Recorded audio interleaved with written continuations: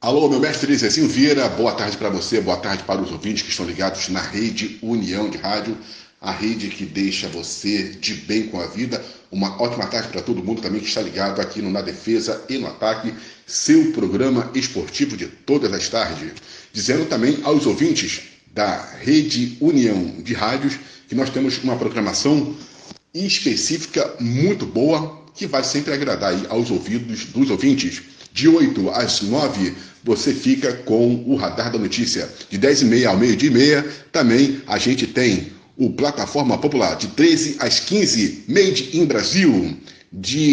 Das 4 às 5 da tarde, você tem o Na Defesa e no Ataque. De 8 às 9, o Playlist Musical. E de 9 às 10, você fica com o Conexão Hits.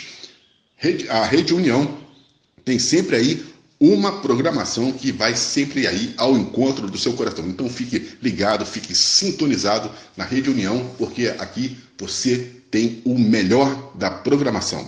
Bom, vamos falar de futebol e também falar sobre ontem, o meu mestre.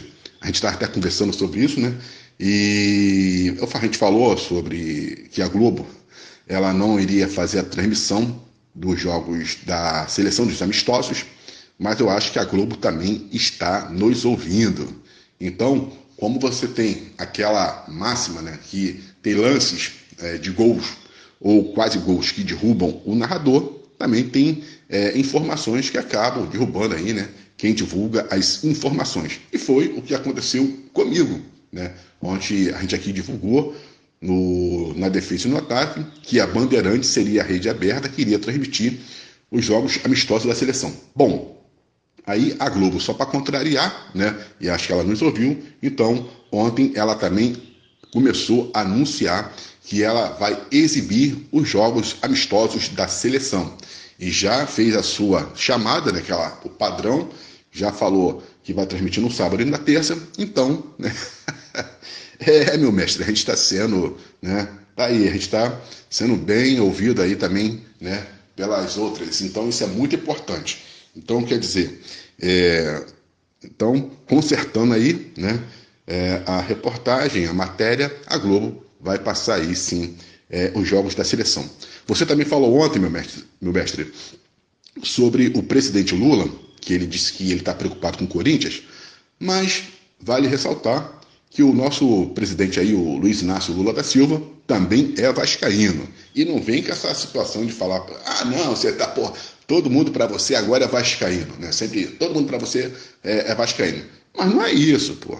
Tem que, né? Mesmo que o Vasco hoje ele esteja num momento ruim e esteja fazendo aí umas exibições pífias, mas o Vasco tem uma história, né? Então a gente tem, pô, como torcedor, teve Pelé, tem aí como torcedor Renato Aragão, Roberto Carlos, William Boni, Fátima Bernardes, né? Tom Cavalcante, Chico Anísio também era vascaíno. Então, quer dizer, e também temos que falar, né, que Deus também, ele tem ali uma preferência pelo Vasco. Tanto é que lá em São Januário a gente até canta, né, a musiquinha, o Senhor é vascaíno, vascaíno eu também sou. Entendeu? Então tem essa música lá que, não só em São Januário, como no Maracanã, essa música aí que é tradicional nos jogos do Vasco. Então, quer dizer, o nosso presidente, ele também tem que estar preocupado muito com o Vasco, né, que é o time de coração dele. Por quê? Vocês vão lembrar que na campanha para presidente, ele, lá no Jornal Nacional, ele até falou sobre isso, né? Que depois até serviu aí de base para as campanhas contrárias, quando ele falou, poxa, somos nós, né, contra eles. Aí o William Boni até tentou, mas presidente, essa fala aí, do nós contra eles, não é uma fala que incentiva. Ele falou, não quer dizer que é isso. Quando a gente, né, ele falou, eu sou vascaíno, então quando vai ter jogo contra o Flamengo, então a gente sempre fala que é nós contra ele. Então o nosso presidente também é vascaíno. E ele precisa ficar muito preocupado com o Vasco, né? Porque, aliás, estão mandando aí até umas postagens do presidente Lula com a camisa do Vasco, ele em campo, né? E falando que ele é o novo reforço do Vasco. E se for de fato um novo reforço, será muito bem-vindo, que eu acredito que ele possa jogar muito, né, dentro das 4 linhas, ou também fora das quatro linhas. Mas eu quero dizer ao presidente Lula que você precisa, né, entender. Ele faz essa média aí, essa média com o Corinthians, essas coisas todas, lógico, deu lá o terreno para poder fazer lá o Neoquímica, mas a arena dele lá, mas o nosso presidente também é vascaíno. Bom, falando agora sobre seleção, vamos falar sobre essa questão aí quem é que vai fazer o comando técnico, né, da seleção. Se Jorge Jesus aguarda o contato da CBF para realizar o sonho de dirigir uma grande seleção, a entidade ainda não está convencida de que o profissional é o nome ideal para comandar o Brasil. Há uma preocupação com o temperamento do português, que ainda assim é o nome do radar da Confederação Brasileira de Futebol. Com exceção a Ancelotti, que já recusou as investidas da seleção brasileira mais de uma vez, nenhum técnico ainda foi procurado formalmente para conversar sobre o cargo, em aberto desde a eliminação brasileira na Copa do Mundo do Catar no início de dezembro do ano passado. O presidente da CBF, Edinaldo Rodrigues, ainda quer tentar o treinador italiano, mas, paralelamente a isso, outras opções são discutidas internamente entre os responsáveis pela amarelinha. Entre elas está Jorge Jesus. Jesus é um nome que agrada tecnicamente na entidade. Existe até um coro de pessoas que frequentam a sede da CBF no Rio de Janeiro e defendem a contratação do português. Porém, as referências obtidas pela direção da confederação é do profissional ser bastante temperamental e difícil de lidar no dia a dia. Os responsáveis pela seleção, no entanto, buscam um técnico de perfil agregador. A avaliação interna da Confederação Brasileira de Futebol é que o trabalho de Tite à frente da seleção brasileira foi positivo e o intuito é contratar um sucessor com um perfil semelhante, que chame o grupo para si e que evite brigas internas, até mesmo com os dirigentes. E isso não é algo que se pode esperar de Jorge Jesus. A situação é parecida com a de Abel Ferreira, técnico do Palmeiras, que não é bem aceito na CBF por conta dos episódios onde se excedeu na beira do campo e acumulou advertências, cartões e expulsões.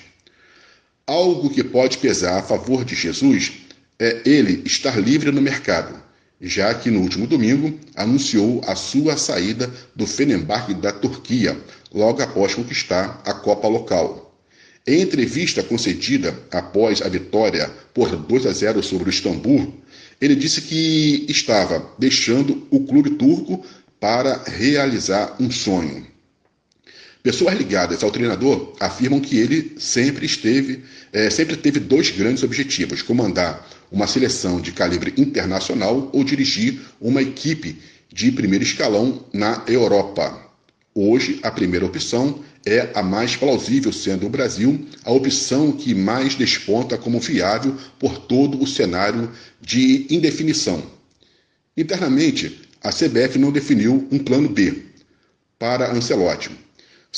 Fernando Diniz tem boa aceitação, mas a queda de desempenho do Fluminense nos últimos jogos colocam a opção pelo treinador em xeque. Outro que tem a sua legião de seguidores, mas não é unanimidade, é Dorival Júnior. O entendimento de pessoas importantes da entidade máxima do futebol brasileiro é de que, em jogos decisivos, as equipes dirigidas pelo profissional não performam bem. Isso, portanto, surge como um grande impeditivo, já que as principais competições entre seleções são no formato mata-mata, com exceção das eliminatórias para a Copa do Mundo, que seguirá disputada em pontos corridos, mesmo com o aumento das vagas para o próximo Mundial. Então, meu mestre, desses nomes aí, eu acredito, né, que o Jorge Jesus ele possa aí, em breve, ser até anunciado pela seleção brasileira. Acho que sobre essa questão de ele ter um perfil um pouco mais rígido, eu acho que é necessário sim, porque alguém que chega ali enquadre, né, e bote ordem na casa. Tirar um pouco desse estrelismo que tem na seleção, né, assim como ele fez lá no Mulambo, né, conhecido como Flamengo, chegou lá, ele botou a ordem, botou disciplina e o time andou. Né? A gente não viu nenhum tipo de movimento por parte lá do Flamengo, né? de rebeldia a ele. Então, eu acho sim, ele é um técnico bom para a seleção.